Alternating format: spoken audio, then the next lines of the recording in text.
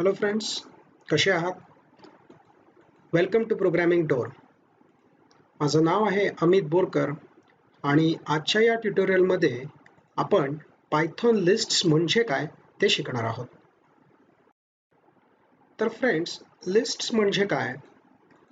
तर list is a data structure that can hold different types of data. Example integer, string etcetera. तर जसं आपण मागच्या ट्युटोरियलमध्ये स्ट्रिंग्सबद्दल शिकलो, तर स्ट्रिंग्समध्ये आपण काय स्टोअर करू शकतो? कॅरेक्टर्स. पण लिस्टमध्ये आपण कुठल्याही टाईपचा डेटा जो असतो ना, तो स्टोअर करू शकतो आणि त्याला एक प्रकारचं डेटा स्ट्रक्चर असं म्हटलं जातं, किंवा तुम्ही त्याला कलेक्शन असंही म्हणू शकता. Okay. Then list values are separated by commas. जेव्हा आपल्याला एखादी लिस्ट क्रिएट करायची असते तेव्हा आपण त्याच्यात जे एलिमेंट्स ॲड करतो ते कॉमानी सेपरेट करतो. कसे ते आपण डेमोच्या वेळेला बघूया. Then the elements are stored on the index basis with starting index as 0.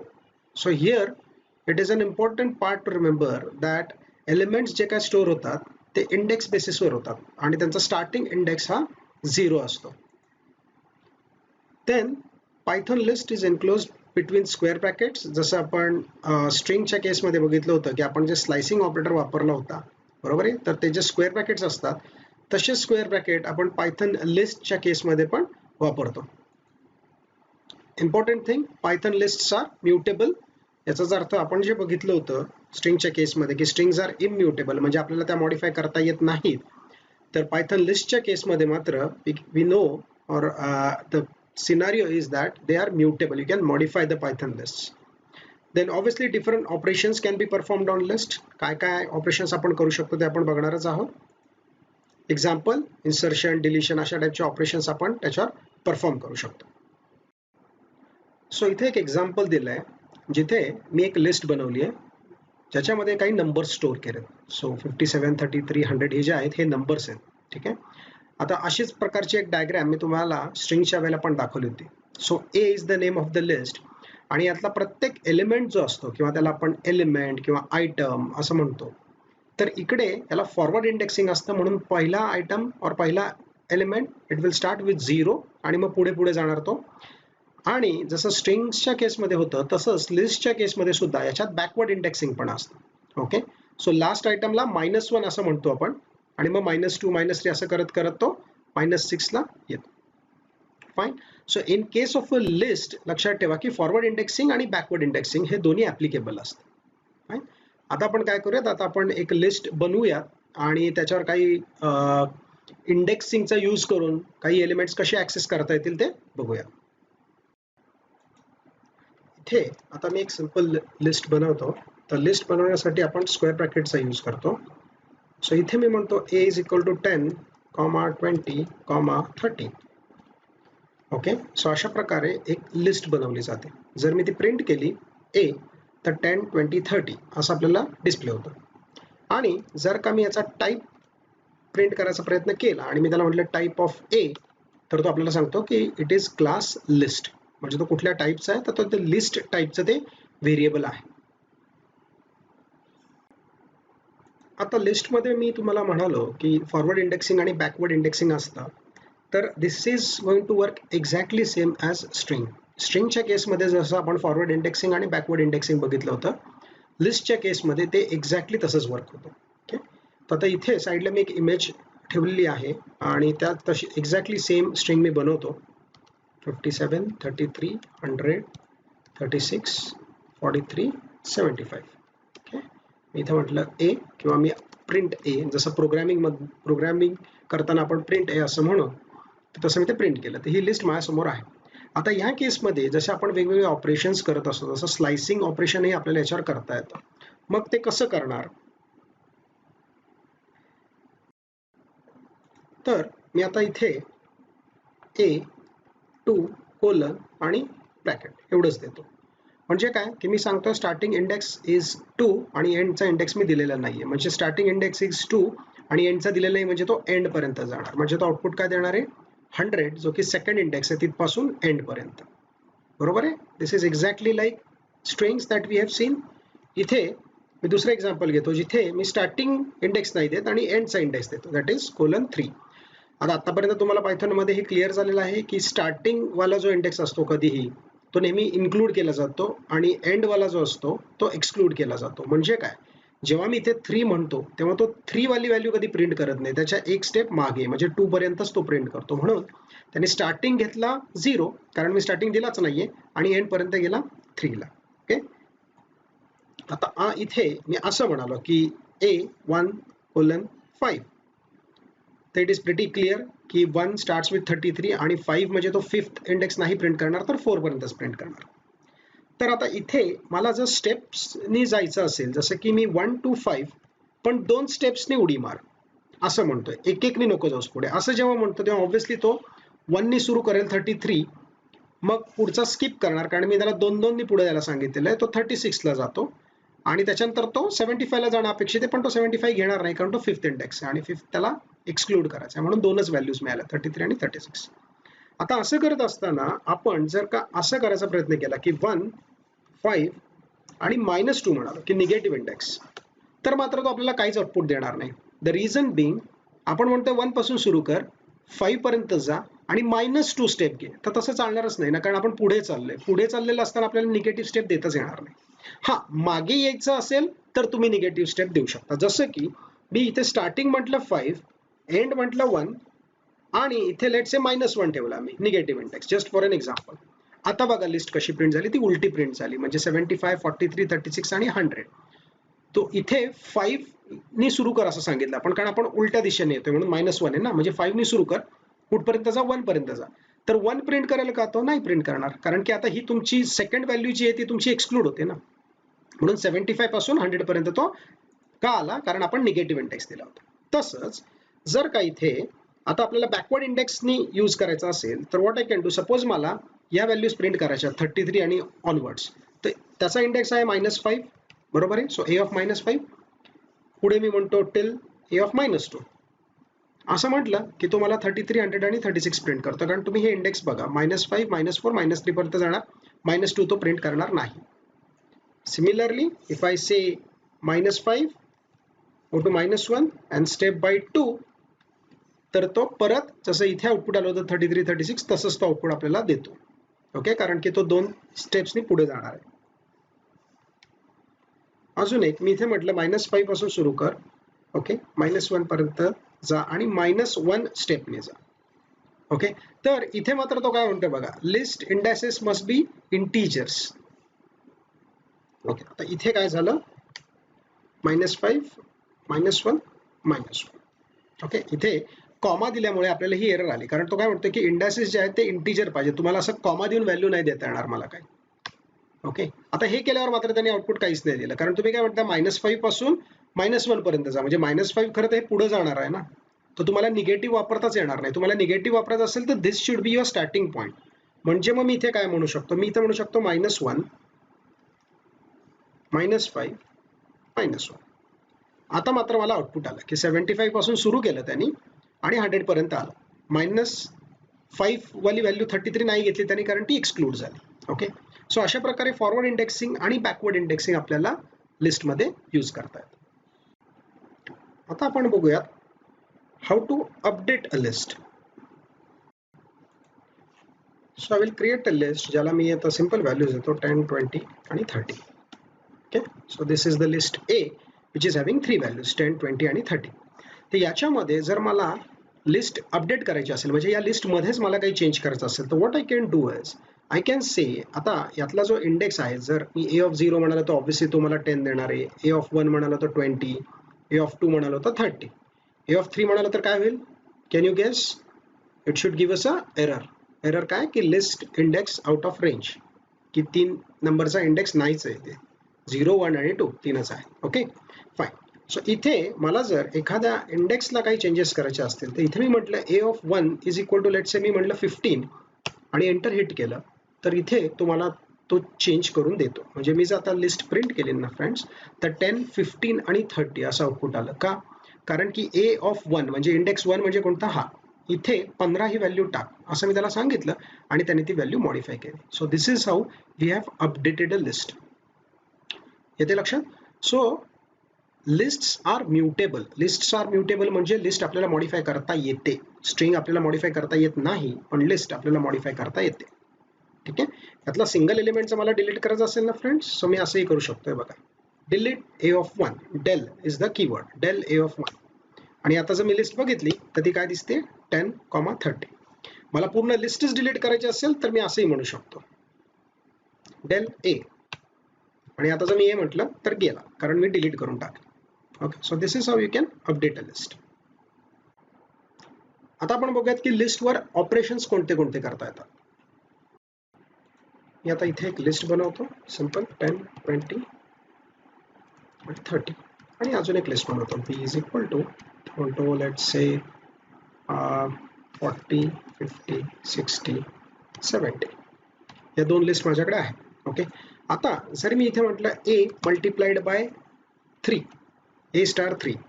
Okay, so multiplication operator कसा यूज होतो, तर इथे तीच लिस्ट तो 3 वेळा अपेंड करेल आणि डिस्प्ले करेल. 10, 20, 30 रिपीटेड 3 टाइम्स, कारण आपण त्याला मल्टिप्लाय बाय 3 म्हणावं. ओके, सो अशा प्रकारे आपण ते मल्टिप्लाय करू शकतो. किंवा मला जर ऍडिशन करायचे असेल आणि मी म्हटलं a प्लस बी, तर त्यांनी काय केलं बघा, त्यांनी एक पूर्ण लिस्ट बनवली त्याच्यामध्ये 10, 20, 30 प्लस 40, 50, 60, 70. प्लस म्हणजे तो ऍक्च्युअल ऍडिशन करत नाहीये मी फ्रेंड्स, लक्षात ठेवा. प्लस म्हणजे तो काय करतोय, पहिली लिस्ट प्लस म्हणजे आणि दुसरी लिस्ट अशा अर्थाने ते प्लस आहे. ते प्लस म्हणजे ऍडिशन कर अशा अर्थाने नाहीये.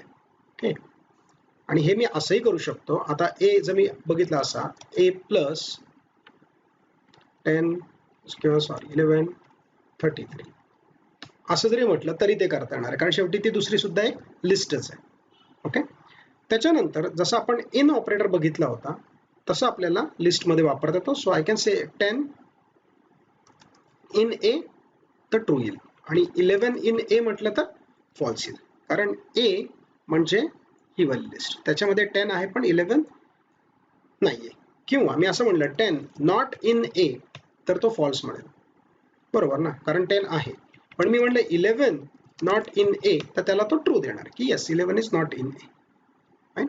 तर अशा प्रकारे आपले ऑपरेशन्स वापरता येतात. आणि जर आपल्याला इटरेट करायचं असेल या लिस्टवर तर आपण फॉर लूप पण वापरू शकतो. म्हणजे मी म्हणणार आहे ते for I in A print I, असं जेव्हा करेन तेव्हा तो प्रत्येक एलिमेंट त्या लिस्ट मधला प्रिंट करतो. कारण फॉर लूप जर तुम्हाला आठवत असेल तर इथे आपण सिक्वेन्स देतो.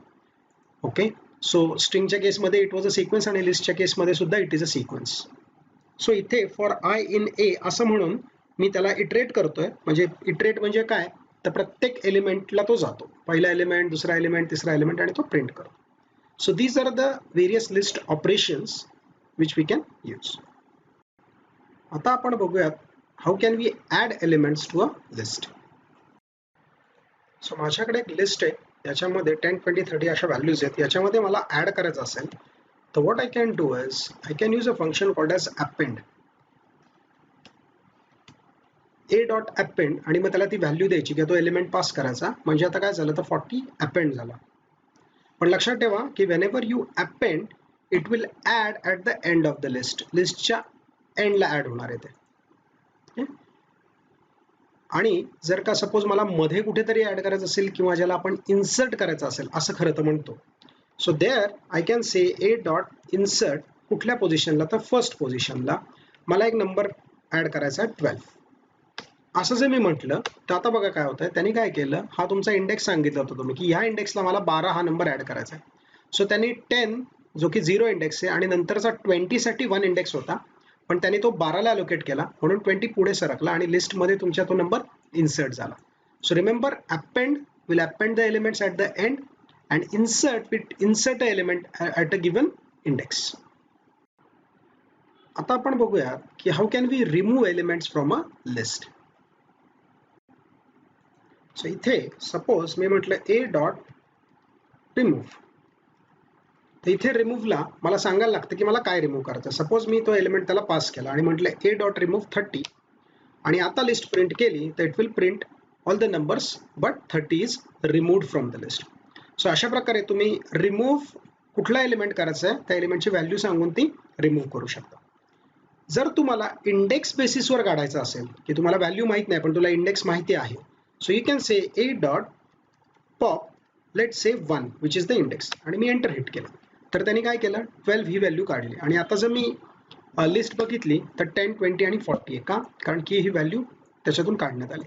सो लक्षात ठेवा व्हेन यू यूज रिमूव्ह तेव्हा तुम्हाला त्याची एलिमेंटची व्हॅल्यू द्यायला लागते आणि जर तुम्हाला इंडेक्सच्या बेसिसवर एखादा एलिमेंट रिमूव्ह करायचा असेल किंवा डिलीट करायचा असेल तर तुम्हाला पॉप असं म्हणायला लागतं. ठीक आहे.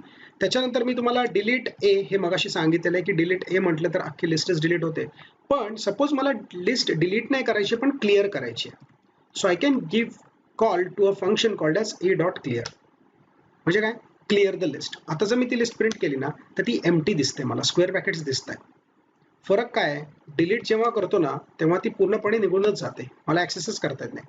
पण क्लिअर जेव्हा म्हणतो ना तेव्हा ती लिस्ट असते पण ती एम्प्टी झालेली असते. This is the difference.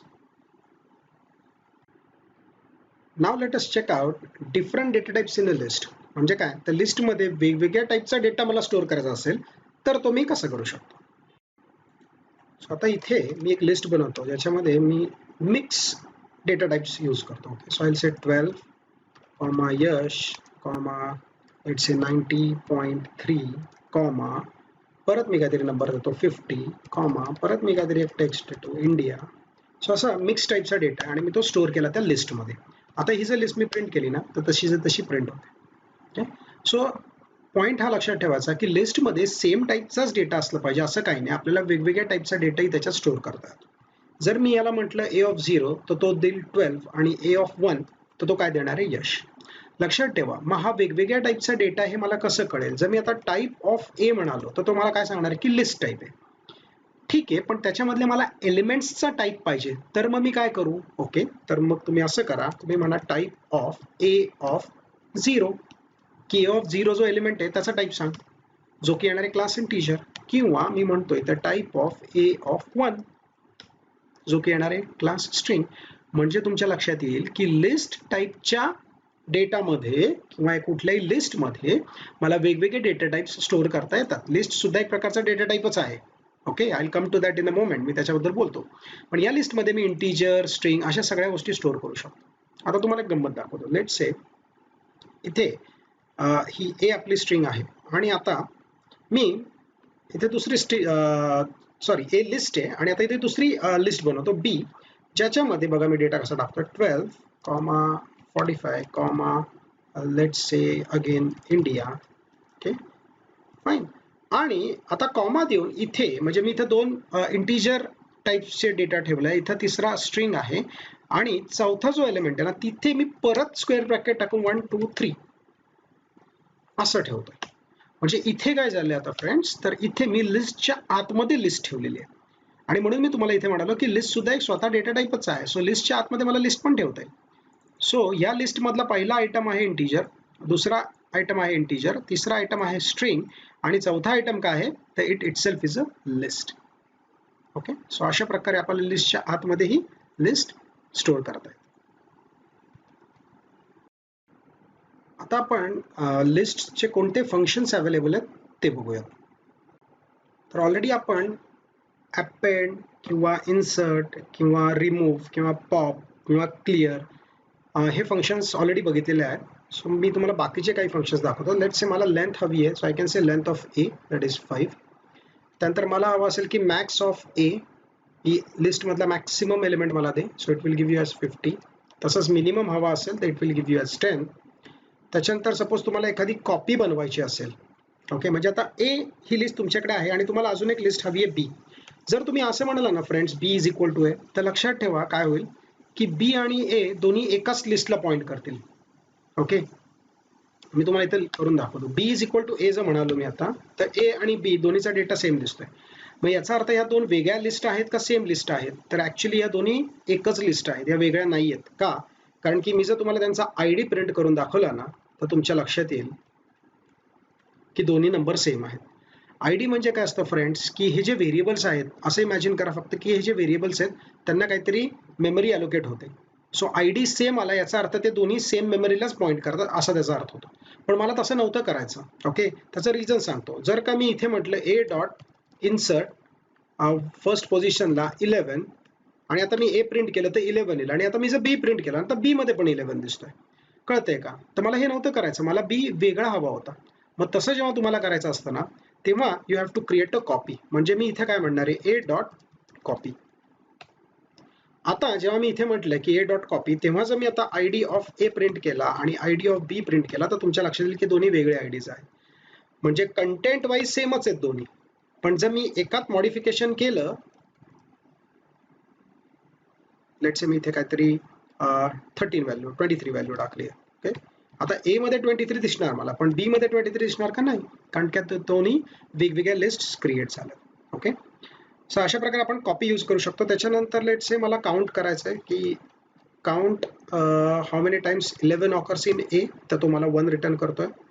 Okay, त्याच्यानंतर सपोज ए डॉट मला सॉर्ट असं म्हणायचं असेल तर त्यांनी सॉर्टिंग केलं बघा ए मधलं, तर ऑलरेडी डेटा सॉर्टेडच होता ए मधला, आणि जरी तो नसताना तरी त्यांनी त्याला असेंडिंग सॉर्ट केलं असतं. जर का आपल्याला डिसेंडिंग सॉर्ट करायचं असेल ना फ्रेंड्स, सो आपण इथे त्याला म्हणू शकतो सॉर्ट, आणि इथं त्याची एक ऑर्डर असते. सो मी त्याला म्हणतो reverse is equal to true, की रिव्हर्स ऑर्डरमध्ये सॉर्ट कर.